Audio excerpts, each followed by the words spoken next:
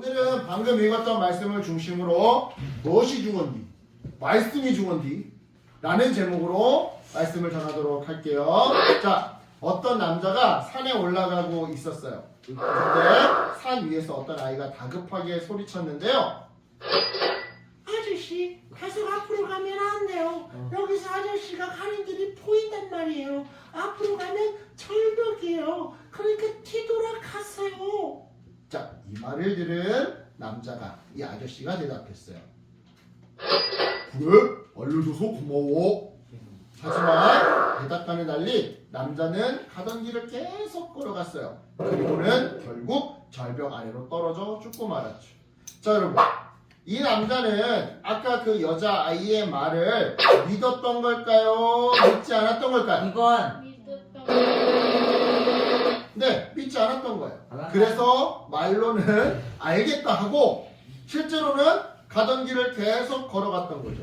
그렇다면 남자는 그 아이의 말을 왜 안 믿었던 걸까요? 정답. 겉으로 보기에 그 길이 낭떠러지 없는 좋은 길처럼 보였기 때문이에요. 시다. 그래서 남자는 아이의 말을, 들리는 말은 듣지 않고 자기 눈에 보이는 대로 보는 것만 믿고 갔다가 죽었던 거죠. 그런데 여러분, 믿음도 이와 똑같아요. 즉, 믿음의 삶이란 눈에 보이는 대로 사는 삶이 아니더라 이 말이죠. 비록 우리 눈에는 보이지 않지만 저 하늘나라에서 우리를 내려다보시는 그 하나님의 말씀을 따라 한 걸음 한 걸음 그렇게 걸어가는 것이 바로 믿음 생활인 건데요. 오늘 본문에서 예수님도요, 바로 이 점을 우리에게 말씀해 주세요. 정말 그런 우리 말씀 속으로 한번 들어가 볼게요.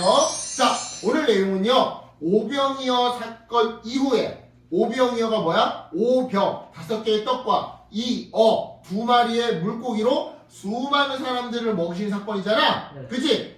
그 이후에 예수님이 두 번째로 많은 무리를 먹이신 사건이에요. 즉 쉽게 말해 두 번째 급식 이적 사건이다 이 말이죠. 자, 예수님께로 약 4,000명이나 되는 수많은 사람들이 모여들었고요. 그들은 예수님과 함께 지내면서 3일 동안 거리에서 함께 먹고 마셨어요.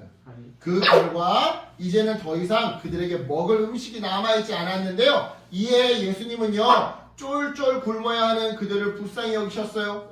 그래서 예수님은 제자들에게 이 많은 사람들을 그대로 집으로 돌려보내면 배가 고파서 가는 길에 쓰러질 것이다 라고 말씀하셨죠.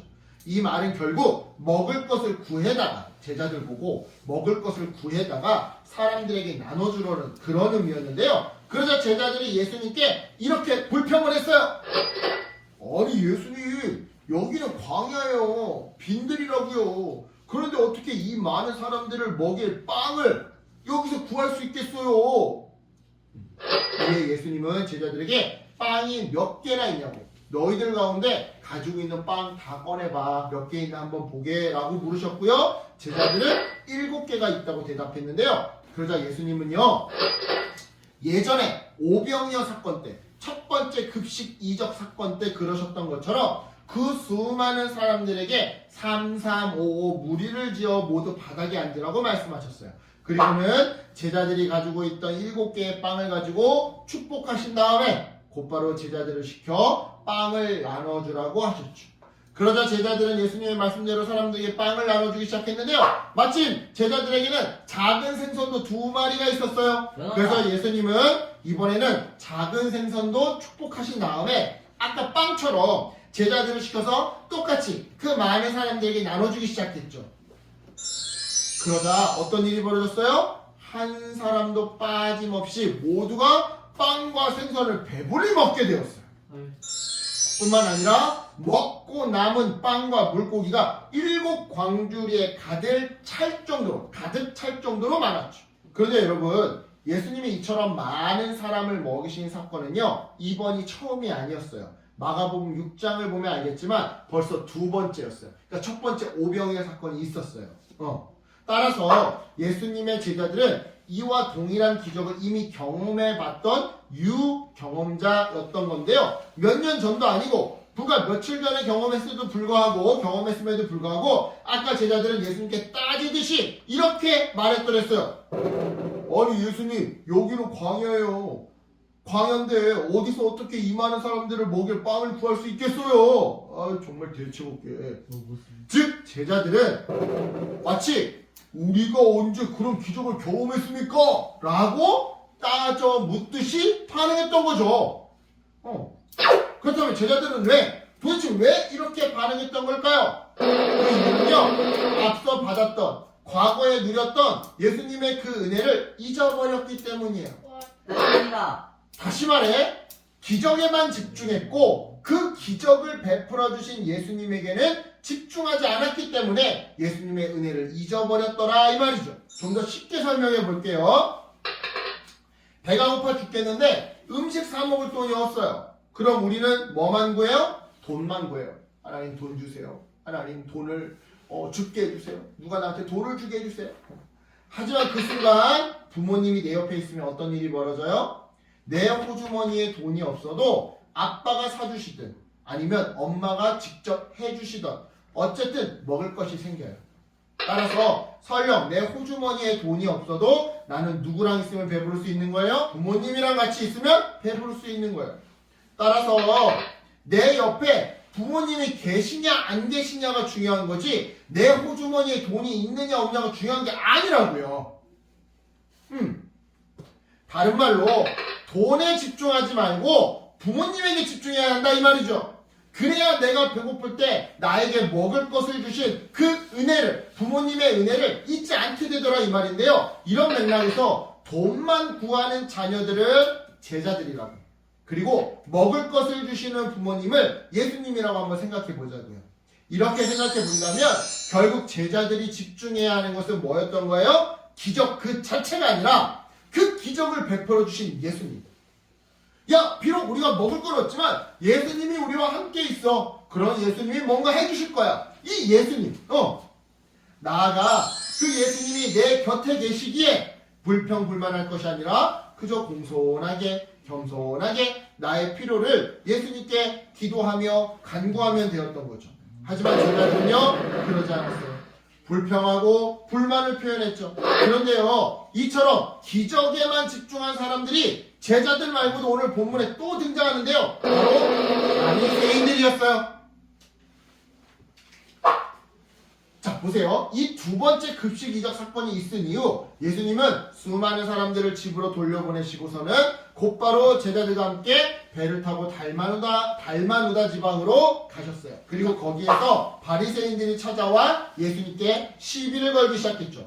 바리새인들은 예수님께 당신이 하나님의 아들이라면 하늘로부터 온 증거를 보여주시오 라고 예수님을 시험했는데요. 그러자 예수님은 마음 깊이 속상해 하시면서 왜 이 세대는 기적에만 집중하면서 나에게 기적을 보여달라고 말하느냐. 내가 분명히 말하지만 이 세대에게 단 하나의 기적도 보여주지 않겠다라고 말씀하셨어요.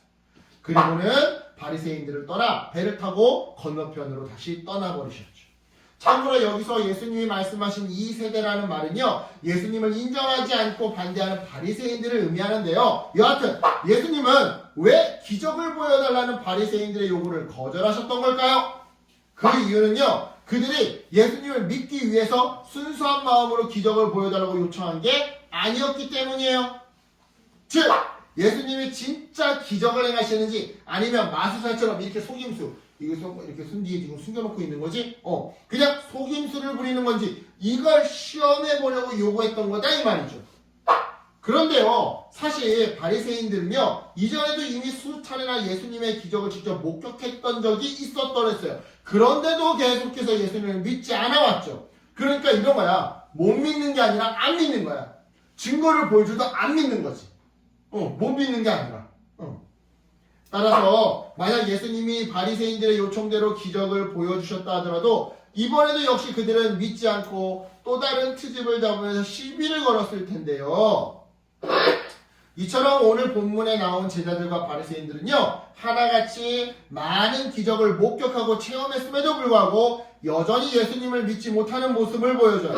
왜요? 거듭 말하지만 예수님이 아닌 기적에만 집중하거든요. 다른 말로 예수님의 가르침이 아닌 눈에 보이는 현상에만 치중하기에 예수님을 믿지 못하더라 이 말인데요. 자, 이 기적이라고 하는 우리말이 성경 속의 헬라어로 세메이온이라고 써져 있어요. 세메이온. 이게 우리말 기적인데, 기적, 표적 이런 단어인데, 세메이온의 원래 뜻은 표지판이라는 뜻이에요. 자, 그럼 봐봐. 아까 전에 이게 뭐예요? 라고 할 때 에버랜드라고 했지. 자, 이건 뭐야? 원래는 표지판이지. 표지판에 에버랜드라고 써져 있다고 해서 표지판만 말하고 표지판 밑에 딱 도착하면 나 에버랜드 도착해? 도착 못해? 도착 못하잖아. 그치? 그 표지판이 가리키는 방향으로 가야지 표지판이 목적지인 건 아니잖아. 표지판에 에버랜드 써져 있다고 표지판 밑에 서 있으면 내가 에버랜드 도착하는 거 아니잖아. 그치? 기적이란 그런 거야. 표적이란 그런 거야. 이 기적을 통해서 이 기적을 행하시는 이가 누구냐? 예수님이야. 예수님을 가리켜서 예수님 앞에 우리가 나아가야 되는데 예수님 앞에 나아가기는커녕 주님 돈 주세요. 주님 병 고쳐주세요. 주님 이번 시험에 평균 95점 이상 맞게 해주세요. 이러고 있는 거야 우리가. 이 표적을 베풀어 주신 이가 누구야? 예수님이야. 예수님 앞에 나가려면 이쪽 방향으로 가야 돼. 요걸 알려주는 게 기적인데 제자들이나 우리들이나 다 어떻게 하고 있는 거야? 기적만 서 있는 거야. 기적 밑에만 서 있는 거야. 표지판 밑에만 서 있는 거야. 예수님 돈 주세요. 이렇게 하겠어요 여러분. 예수님이 말씀하신 참된 믿음이란 무엇일까요? 눈에 보이는 외적인 현상이 아니라 눈에 보이지는 않지만 하나님의 말씀을 믿고 그 말씀에 순종하며 살아가는 삶을 의미해요. 즉 참된 믿음은 기적을 통해 생기는 게 아니라 말씀을 통해 생기더라 이 말이죠.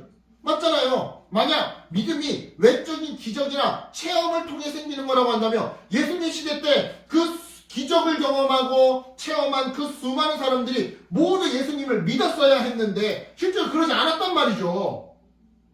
따라서 여러분 다시 강조하지만 참된 믿음은요 기적이 아닌 말씀을 통해 생기는 거예요. 즉 기적보다 말씀이 중요하다 이 말이죠. 바로 이러한 이유 때문에 성경을 보면요 예수님은 언제나 기적을 베푸시기 전에 항상 말씀을 전하셨던 거고요. 사도 바울은요 믿음이란 기적을 체험할 때 생기는 것이 아니라 말씀을 들을 때 생긴다고 선언했던 건데요. 이처럼 여러분 말씀은요 우리에게 믿음이 생기도록 해줘요. 믿음의 씨앗 뿐만 아니라 믿음을 유지하고 강하게 만들어주기까지 하죠. 따라서 믿음의 삶이란 눈에 보이는 현상이 아니라 말씀을 의지하며 사는 삶을 의미하는 건데요. 바로 이러한 이유 때문에 우리가 큐티를 하는 거예요. 왜요? 우리가 성경 말씀을 읽을 때 예수님을 바르게 믿을 수 있거든요. 또한 성경 말씀을 의지할 때 눈에 보이는 현상에 따라 생기는 비교의식, 욕심, 분노 등이 아닌 그러한 비교와 욕심과 분노를 뛰어넘게 해주시는 예수님께 집중할 수 있거든요. 그래서 비교의식이나 욕심, 분노 등에서 벗어날 수가 있거든요. 그러니까 여러분 한 주 동안 아니 평생 동안 여러분 말씀을 믿고 의지하며 살아갔으면 좋겠어요. 무엇보다 큐티를 거르지 않았으면 좋겠어요. 지금 아이들 성경책 읽고 있죠? 그죠? 그래서 말씀을 통해 눈에 보이는 현상과 그에 따른 욕심과 분노를 이겨내는 두려움을 이겨내는 질투심을 이겨내는 승리 어린이들 되었으면 좋겠어요. 끝으로 영화 곡성을 보면 유명한 대사가 나와요. 멋이 중한디. 지금 막 아빠 앞에서 맛있겠다 소리 지르는 거야. 기적이 안 중요한 게 아니에요. 밥이 안 중요한 게 아니에요. 잠자는 거 안 중요한 게 아니에요. 오락 안 중요한 게 아니에요. 친구 안 중요한 게 아니에요. 다 중요해요. 이것들 다 중요해요. 그런데 그것들 중에 더 중요한 게 있어요. 가장 중요한 게 있어요. 그래서 다른 것들이 없어도 이것만큼은 없으면 안 되는 게 있어요. 뭐냐? 바로 성경 말씀이에요. 이 말씀을 중요하게 여기는. 그래서 날마다 큐티로 성경 말씀을 읽고 묵상하고 그 말씀에 순종하는 우리 어린이들 되기를 예수님의 이름으로 축복합니다. 아멘. 기도할게요. 하나님 감사합니다.